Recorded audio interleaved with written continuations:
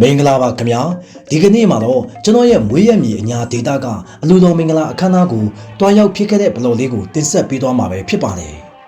အညာဒေတာမှာအညာသူအညာသားတွေရဲ့ရိုးရာထုံးလန်းစင်လာအတိုင်းစီကားတိုင်းမြိုက်စွာကျင်းပနေတဲ့အလူတော်မင်္ဂလာအခမ်းအနားကိုကျွန်တော်နဲ့အတူလိုက်ခဲ့ပေးဖို့လည်းဖိတ်ခေါ်ပါတယ်ခင်ဗျာ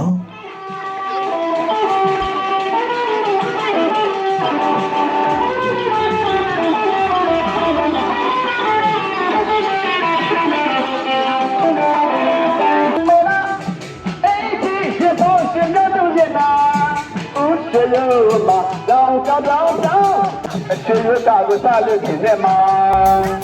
တောင်းတော့ဆက်ပြီးပြည့်အိုဒီကြီးရဲ့ကားတဲ့လူပြောင်းတောင်းအလို့ရှိရင်ဒီတော့အိုဒီကြီးရဲ့ကားတဲ့ရှင်ရောမှာ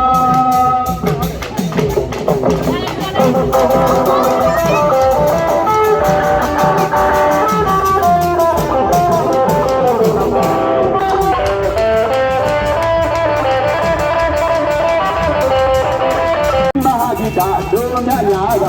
ကံဝေဆောင်ရင်